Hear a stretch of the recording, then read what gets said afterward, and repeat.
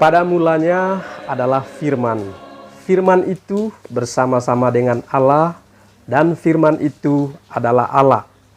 Firman itu telah menjadi manusia dan diam di antara kita. Salam para sahabat, tak terasa sebentar lagi kita akan merayakan Hari Raya Natal, yaitu hari kelahiran Tuhan kita Yesus Kristus. Natal adalah peristiwa yang paling fenomenal sepanjang sejarah, sebab Allah mau berinkarnasi menjadi manusia sama seperti kita. Nah, dalam video kali ini kita akan berkenalan dengan 10 tokoh Natal yang menjadi saksi proses kelahiran Tuhan Yesus 2000 tahun yang lalu. Siapa sajakah mereka? Mari kita simak sampai selesai. Tokoh yang pertama adalah Bunda Maria. Bunda Maria adalah tokoh pertama dalam Alkitab yang menjadi saksi kelahiran Yesus. Dia adalah saksi nyata bagaimana Allah telah menggenapi nubuatan yang sudah dinyatakan jauh sebelum peristiwa tersebut terjadi. Maria pun mengandung oleh Roh Kudus dan menerima kepercayaan tersebut sekalipun tantangan yang harus ia hadapi cukup sulit, bahkan mengancam nyawanya sendiri.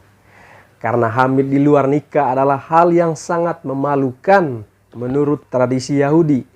Namun setelah malaikat Gabriel menyampaikan kabar tersebut, Maria dengan sepenuh hati berkata dalam Injil Lukas pasal 1 ayat 30, "Sesungguhnya aku ini adalah hamba Tuhan, terjadilah padaku menurut perkataanmu itu."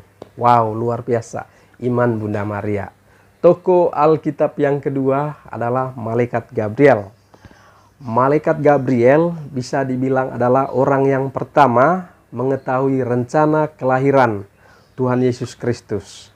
Karena Bapa mengutus dia untuk menyampaikan kabar bahagia ini secara langsung kepada Bunda Maria. Di dalam Injil Lukas 1 ayat 30, kata malaikat Gabriel kepada Bunda Maria, "Jangan takut hai Maria, sebab engkau beroleh kasih karunia di hadapan Allah. Sesungguhnya engkau akan mengandung dan melahirkan seorang anak laki-laki, dan hendaklah engkau menamai dia Yesus. Ia akan menjadi besar dan akan disebut Anak Allah yang Maha Tinggi." Wow. Tokoh Alkitab yang ketiga adalah Yusuf.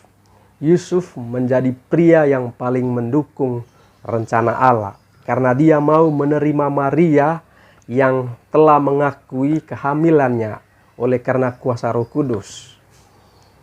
Sebagai pribadi yang hidup dalam Tuhan, Yusuf mau mengambil tanggung jawab untuk menikahi Maria dengan menjaganya selama proses mengandung hingga melahirkan dan melindungi bayi Yesus dari ancaman pembunuhan Raja Herodes.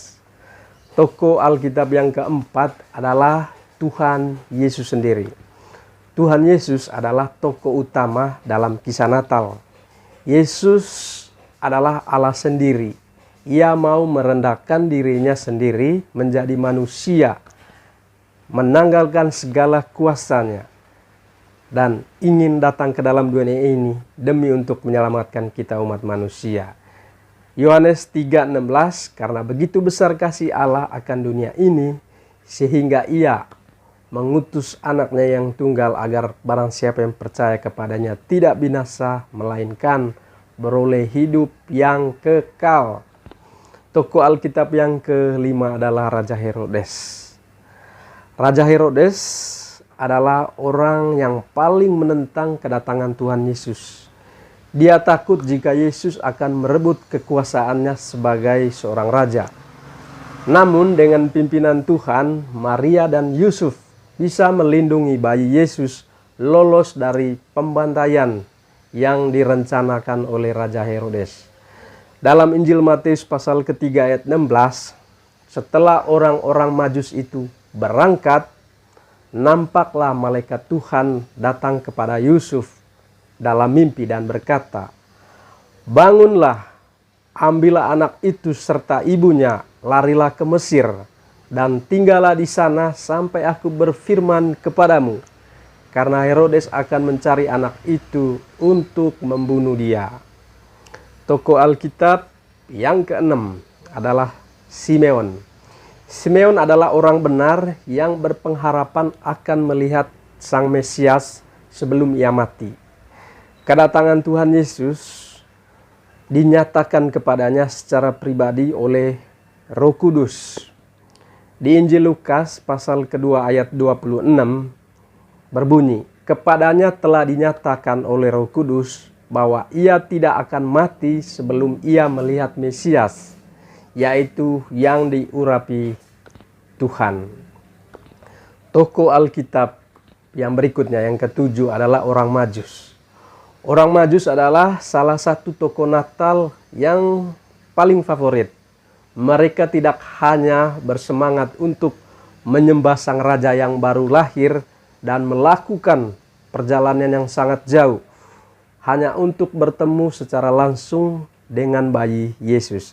Di Injil Matius pasal 2 ayat 11, maka masuklah mereka ke dalam rumah itu dan melihat anak itu bersama Maria ibunya. Lalu mereka sujud menyembah dia. Mereka pun membuka tempat harta benda dan mempersembahkan persembahan kepadanya, yaitu ada emas, ada kemenyan, dan juga ada mur.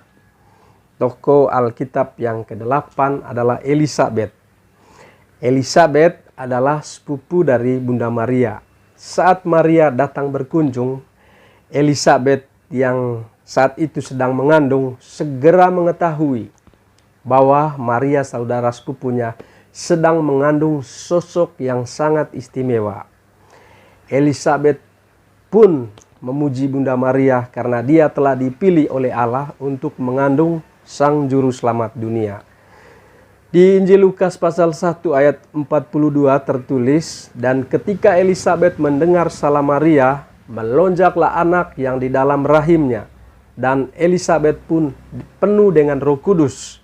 Lalu suara berseru dengan suara nyaring, diberkatilah engkau di antara semua perempuan, dan diberkatilah buah rahimmu. Wow. Tokoh Alkitab yang ke-9 adalah Nabi Yesaya. Berabad-abad sebelum Yesus datang ke dunia, seorang nabi bernama Yesaya telah menubuatkan kedatangannya di masa depan atau masa yang akan datang. Dia bahkan menyematkan nama Yesus dengan Sang Juru Selamat. Di Yesaya 9 ayat 6, sebab seorang anak telah lahir untuk kita, seorang putra telah diberikan untuk kita, lambang pemerintahan ada di atas bahunya, dan namanya disebut orang Penasihat Ajaib, Allah yang perkasa, Bapa yang kekal, Raja yang damai. Wow. Kemudian di tokoh yang terakhir adalah 10 adalah Nabi Mika. Seperti Yesaya, Mika juga telah menubuatkan kelahiran Yesus bertahun-tahun sebelum peristiwa itu terjadi. Mika bahkan menyampaikan siapa di mana Yesus akan dilahirkan. Dia menyebutkan kota Betlehem dan suku Yehuda berkaitan erat dengan Sang Mesias yang akan datang. Mika menyebutkan dengan sangat spesifik di Mika pasal ke-5 ayat kedua. Tetapi engkau, hai Betlehem Efrata, hai engkau yang terkecil di antara kaum-kaum Yehuda, daripadamu akan bangkit bagiku seorang yang akan memerintah Israel yang permulaannya sudah sejak purbakala, sejak dahulu kala. Wow. Saudara-saudariku yang dikasihi Tuhan, mari kita belajar dari tokoh-tokoh Natal ini, bahwa dengan ketaatan kita kepada Tuhan akan melayakkan kita untuk menjadi saksi penting dari Sang Raja Yesus Kristus, Tuhan kita.